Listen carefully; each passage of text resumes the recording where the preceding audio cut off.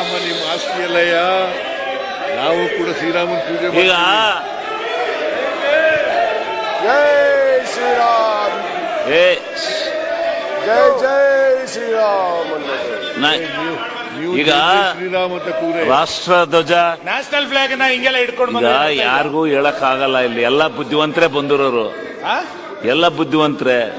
ಹಂಗಲ್ಲ ಅಧಿವೇಶನದೊಳಗೆ national flag ನಿಮ್ ಕೈಲಿ ನೀವು ಬೇರೆ ಪದ ಉಪಯೋಗಿಸಿರಿ, ಅವ್ರು ಅದಕ್ಕೆ ತಂದ್ರು.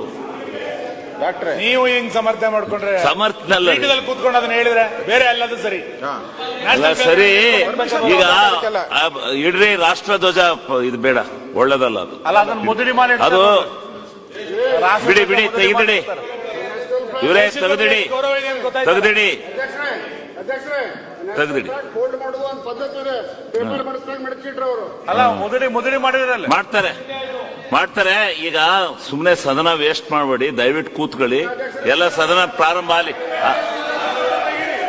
ಈಗ ನೋಡಿ, ಒಂದ್ಸಾರಿ ಅದು ಈಗ ನಮ್ಮ ಅಧ್ಯಕ್ಷರು ಬರ್ತಾರೆ, ಬಂದ ಮೇಲೆ ಕೂತು ಚರ್ಚೆ ಮಾಡೋಣ.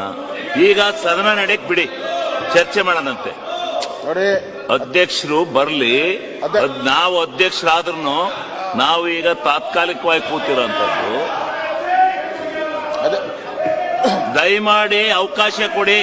ಸದನ ನೋಡ್ರಿ, ನಾನು ಅಧ್ಯಕ್ಷರೇ ನೋಡಿ, ಇಲ್ಲಿ ಒಂದೇ ನಿಮಿಷ ಸನ್ಮಾನ್ಯ ಅಧ್ಯಕ್ಷರೇ, ಇಲ್ಲಿ ಒಂದೇ ನಿಮಿಷ ನೋಡಿ, ಇಲ್ಲಿ RSSನ ಸಂಸ್ಥೆ ಇಲ್ಲಿಲ್ಲ. ಮುಖ್ಯಮಂತ್ರಿಗಳು ಜವಾಬ್ದಾರಿ ಇರುವಂತ ಸ್ಥಾನದಲ್ಲಿ ಕೂತಿರೋರು. ಅವ್ರು ಯಾವ್ದಾದ್ರು ಕಾಮೆಂಟ್ ಮಾಡ್ಬೇಕಾದ್ರೆ ಇಲ್ಲಿ ಇಲ್ಲದೆ ಇರತಕ್ಕಂತ ಸಂಸ್ಥೆ ಬಗ್ಗೆ ಕಾಮೆಂಟ್ ಮಾಡಿದ್ರೆ ಅವರು ಉತ್ತರ ಯಾರು ಹೇಳ್ತಾರೆ ಅದಕ್ಕೆ? ಈಗ ಸಂಸ್ಥೆ ಅಲ್ಲ ಅದು.